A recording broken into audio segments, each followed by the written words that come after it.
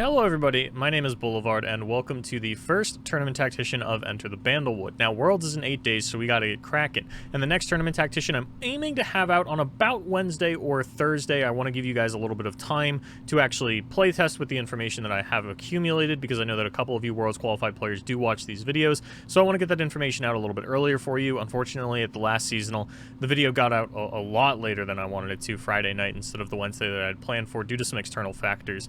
But it is what it is. This week I should have a lot more control over it, and this will be out in a timely fashion, really whenever I feel like I have a solid grasp on the meta, because I'd rather put out no information than bad information. So this week what we're going to be doing, because obviously a new region dropped, it's going to be impossible to accurately give you a tier list.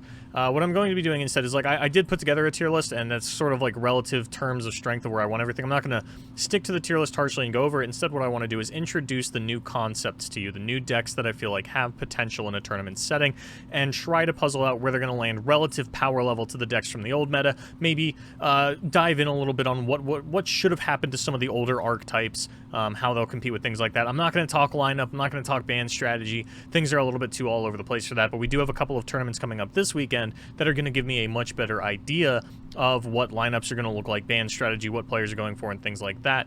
And I'll try to predict some of the adaptations that come out of this tournament weekend to talk about the qualifiers. We do have Sqweeby's $500 tournament, and we also have the online league series. So get ready for that. Sign-ups for those will be in the description. Let's talk new decks. So coming into the Enter the Bandlewood competitive landscape, I think the thing that stuck out to most players obviously was the lack of balance changes and where this left Sqweeby Demacia. It's a deck that is of a higher power level, has some flexibility. Like if you think you're going to be in a control heavy meta, you can throw in some Rite of Negations. If you think you're going to be in a more aggro meta, you could even get wild and throw in something like Radiant Guardian. Not totally out of the question since Vanguard Redeemer is already in the deck. Maybe go up on single combats and kind of mix and match how you want to play the deck. I don't want to talk about Sqweeby Demacia too much. Instead, I kind of want to focus on the newer decks and where I think they fall in power level. And I'm going to throw lineup composition out the window for the opening weekend. I think players are just kind of jamming decks, seeing if they can get a feel for what feels good, what feels bad, because so many players do have to worry about the open qualifier rounds for the World Championship, as well as helping their friends prepare for it. So, you know, you got one guy that wants to play in the World's, or that is playing in the World's qualifiers, and then he hands off like 5 lineups to 5 friends to test this weekend. And I think that's kind of what we're looking at more so than players playing for the prize pool of the events that we are going to have. So we're going to talk relative power level, and I think inarguably the strongest deck coming out of the new expansion for week 1 is Draven Scion. And for those of you that haven't seen this deck before, we can go through it. We got time. I'm really just looking to go over the new decks with you. Essentially what you're doing is you're just discarding a bunch of cards, playing like an aggro deck. I've got it listed as mid-range, but this deck is mid-range in the same way that Scouts is mid-range. And I guess it's one of those if you know, you know kind of things. Obviously, like Fallen Rider, one of the key cards of this deck, everybody's talking about Lost Souls and the infinite value that this card provides, and this is kind of where the deck cosplays as a mid-range deck more so than an aggro deck, is with Lost Souls, using that board control tool, continuously discarding it, the quick attack from the Draven, and this deck has absolutely no problem leveling Scion. I've played quite a few games of this deck. I have never in my life cast an unleveled Scion. He is always leveled by turn 7, and then or like I'll have a way to level him right before he comes down on 7 with like a spinning axe on a Lost Souls or something along those lines. But Scion is extremely difficult to deal with, is an incredible finisher, and it's so easy to push through early damage with like Fallen Rider, and the thing that comes out of Fallen Rider, as well as, you know, you've got the Boom Baboon to give you the Flame Chompers to pull things out of the way to make sure that these fearsome units are hitting through, and that's kind of what the deck is looking to do, and it's extremely powerful and hard to stop. I don't know how it does into Sqweeby Demacia. I tried playing the matchup a few times. I'm going to be doing some scrimming this weekend to really nail down some of these lineups. I'm going to be playing a fuck ton more Runeterra than I usually do, so that I can try and have it, like, I'm basically pretending that I am prepping for Worlds just so that I have the matchup knowledge available to not talk out of my fucking ass when it comes to the next Tournament Tactician video. Yeah, and it's going to involve a lot of Draven Scion, feeling out the matchup charts and things like that. And then if you're really interested, Broken Ball has already figured out the mirror tech, just took a 2nd place finish in Europe's Fight Night. Basically, Ravenous Lock and Time Winder were a couple of the big things, as well as Aloof Travelers. Now, you might be thinking, Aloof Travelers? That doesn't make a lot of sense. You're going to hit their Scion. You're going to hit their Lost Soul. Hitting Lost Soul with Aloof Travelers is pretty bad. But if you can hit the Scion out of their hand, that's really impactful. Yes, Scion has a discard ability, but I would rather their strongest unit get Overwhelm than deal with a Scion. Because that's where the big finisher for the deck is, right, is the Scion. It's hard to kill unless you're running a Bandle City deck and you have access to the Mini-Morph, then you really can't deal with this. And for those of you that stare at the tier list for more than 5 seconds will understand that there are not a lot of Bandle City decks on here. And even the ones that are on here aren't necessarily running Mini-Morph, like the Fizzed Nami Elusive deck, for example, probably not running Mini-Morph. I don't actually remember. That'll come later in the video when I click on that sample list. But yeah, I think there's a lot of directions that Draven Scion is going to be taken in the future, but for now, this is like overwhelmingly the list that you are going to be seeing. Things similar to this and this. That's what you're looking at. And the power level is extremely high, just because Scion is so difficult to deal with. Then we have Scouts. These are actually like really standard Stony Suppressor Scouts with Bannerman and now Poppy. And the reason that this deck looks to be so good is because of, once again, Stony Suppressor just seeming to have a very good spot in the meta. Sivir Demacia is a pretty spell-heavy deck. Even something like Draven Scion, you know, when you start pranking the axes and the Poro Cannons and things like that, you'll understand how impactful it is for these 0-mana cards to not cost 0, and Stony Suppressor is going to do something similar. And then you have all this protection for the Stonies between the Vanguard Bannermans and the Poppies and the Genevieves. Like, you can easily get up to like a 4-6 Stony Suppressor, and there's still, you know, the Darkness decks are still running around, so there's enough control in the meta to really warrant the kind of Stony Suppressor thing coming back, and I think this is something that players are going to really take to on the opening weekend. It's a known archetype, didn't get a lot of updates, but handles very well into the meta that we expect to see. Even the Nami decks that I would imagine are going to pop up in spades because players are really big on this card just kind of get countered by that Stony Suppressor.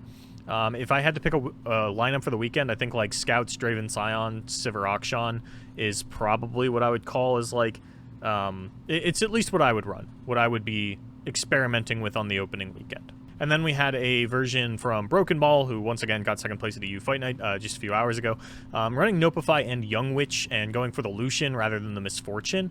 But again, same concept, right? It's Poppy, it's Bannerman, it's Stony Suppressor, it's some cheap rallies. It's really what you're looking for, the holy trifecta. Then down in Tier 2 is kind of where we put some of the control decks. Draven Ezreal gets bumped down because it's not going to be as popular, I would expect, as a Piltover Zon Noxus deck as something like Draven Scion. Maybe it will because of Arachnoid Sentry. Arachnoid Sentry, of course, being one of the biggest counters to the Scion, just to try and buy yourself a couple of turns.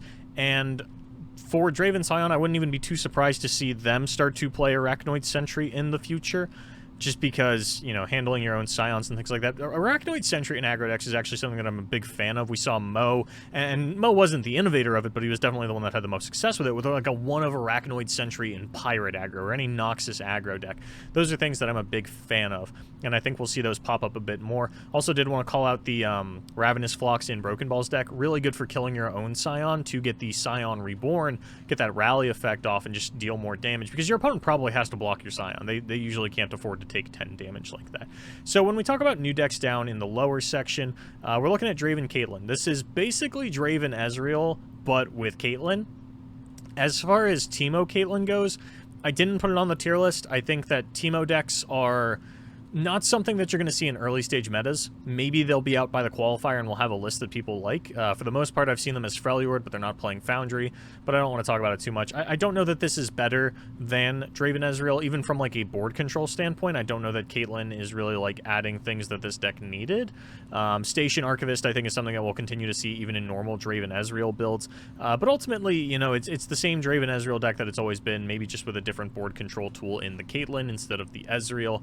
Because Ezreal is going to have a really hard time pushing through and getting those Mystic Shots because there are a lot of elusives in the meta right now. As for other control decks, obviously we have Darkness Control. There are a couple lists thrown around for this. I took one from Dalton, who got 3rd place in EU Fight Night. So he's kind of the best performing tournament player with this deck thus far, so I just kind of stole his list to throw up as an example. This is one that you'll probably see change a couple of times. I know there's a couple of Senna Go Hard lists running around as well. Those ones aren't necessarily married into being Bandle City. Usually you'll see those with the 4-mana landmark that just came out that doubles spells effectively, you know, gives you the fleeting version on the following turn. And those are pretty cool. I don't think we'll see as much from that in the opening weekend as we will from this, and because both of them have to run Senna, I think you're going to see a lot more Vygar Senna Darkness Control, just the traditional sort of pseudo pre-built Bandle City Shadow Isle decks, and this is one of the best mini-morph decks in the game, which really pushes out Lee Sin and helps you handle those Scion decks. I know this versus Scion is a matchup that I've seen contested a little bit, because players tend to be biased towards whichever side of the matchup they're playing, because better players just organically have higher win rates. So I'm going to be jamming this matchup probably quite a bit over the weekend so that I can get a better idea of how it actually all plays out. I've been playing from the Draven Scion perspective of things. I haven't really struggled with this deck, but I'm sure that there are Vygar Senna players that have also not struggled with the Draven Scion matchup, so that just kind of is what it is. What I'm really interested in is like where the other control decks are going to fall in line, because in the last meta, I was a big proponent that control decks were very well suited into the meta, were very well situated. I was also really big on Azir Aurelia, which while it didn't perform on Americas as much, it did win the other 3 seasonals. It won in Europe, it won in Southeast Asia, it won in Asia. So Azir Aurelia was still very good, is probably still very good for this weekend. That's why it's up in tier 1, very much pushing out the Sivir Ionia.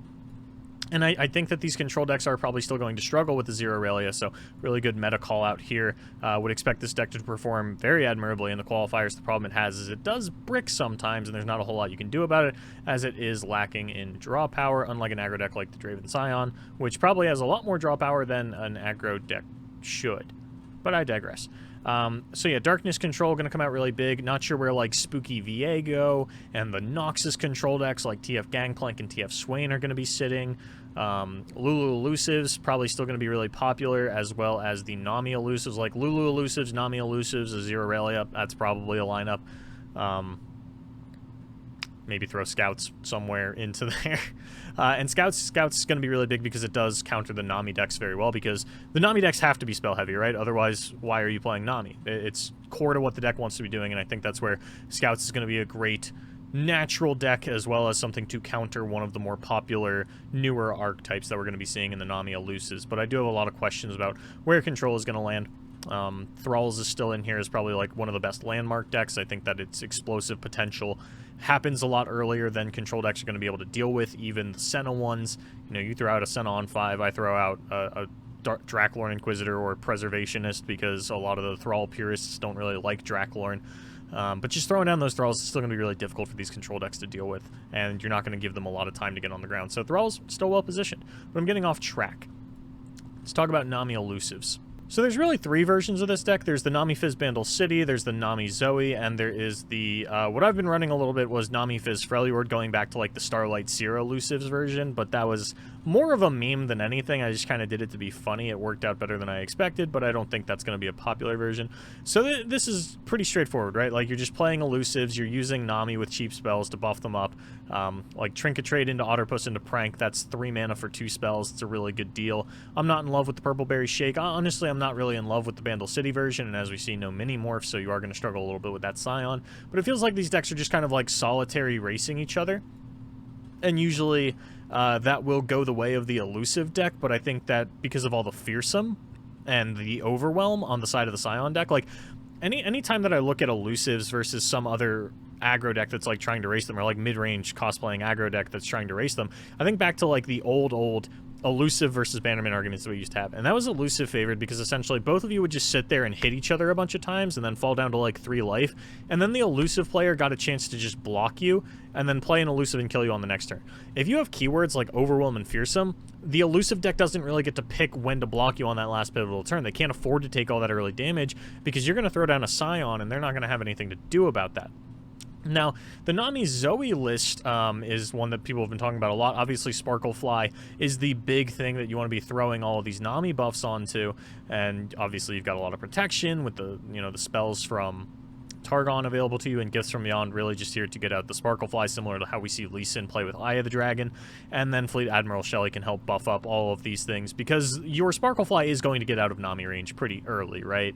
It only buffs up the weakest unit, so Sparklefly is going to get up pretty big. But, I mean, this is even how old Lee Sin used to play, right? Is sometimes if we didn't find the Lee Sin, we would just buff up Sparklefly to infinity. And this is going to give you a lot of lifesteal that is going to help in these other aggressive matchups. I'm a much bigger fan of Nami Zoe on the opening weekend than I am of Nami Fizz Bandle City. And then sort of last for newer archetypes, we have Talia Ziggs. I'm not in love with this. I think there's a lot more refinement that needs to come out of the landmark type archetypes, which is understandable, right? I think it's actually incredible that Sari was able to finish at a 4th place with this at EU Fight Night. But ultimately, I just kind of wanted to show this one off because it did have a top 50% performance at EU Fight Night, which was incredibly stacked this week. The Arsenal, for those of you that haven't heard, because it is an aura ability that applies keywords, it has permanent spell shield. If it rolls into spell shield, you can't pop it. Don't even try. The question is whether or not that's a bug. Riot's looking into it, trying to figure out if they even have it as intentional or not, but something to be aware of is that the Arsenal will have permanent spell shield. But as you can see, like, this is extremely unit heavy, much more unit heavy than you might expect out of a landmark deck, only 3 spells. But yeah, I think this archetype is really cool. I don't know how competitive it is. We've seen a lot of decks perform outside of their league in opening weekends, so I'm not, like, putting too much into this, but I did want to show it off because it was one of the newer archetype decks. Now, there's obviously some newer archetypes that are pseudo pre-built or, like, pre-known that aren't on here, Bandletree being one of them, and I'm not optimistic for Bandletree. I think that it gets out-aggroed by Scion decks, and I don't think it performs well into Draven Ezreal. Basically, like, I expect everybody to have a PNZ Noxus deck in their lineup this weekend. Be it Draven Scion, or Draven Caitlyn, or Draven Ezreal, or Draven Jinx. Like, Draven is the king of the weekend. He's the king of Runeterra right now. For those of you that didn't see, I put up an infographic about how Draven Ezreal was actually one of the... It was the top for performing deck in terms of putting players into top cuts of seasonals, and discard aggro was also up there. So Draven was just the best performing champion through Swiss rounds to put people in top cuts of seasonals. So now with all of this new discard support, it makes sense that Draven is going to continue to dominate. But yeah, the Bandletree deck's not in love with. I think that a lot of players are still going to fall back on, like, TF Gangplank, which was, like, sort of a sleeper deck from the last meta that it just performed really well into, like, Draven Ezreal and a lot of the decks that you were expecting to see. But I digress. Scorched Earth is going to be more popular than it should be for you to run Bandletree, is kind of what I'm getting at here. And then Xerath, I have no idea about Xerath. Teemo Caitlyn, I already mentioned. Not a big fan of the Shroom-type decks in unestablished metas, maybe a little bit later on. Also did want to call out that Lee Sin, unfortunately, was bumped down to Tier 3. Part of this is the release of Mini-Morph.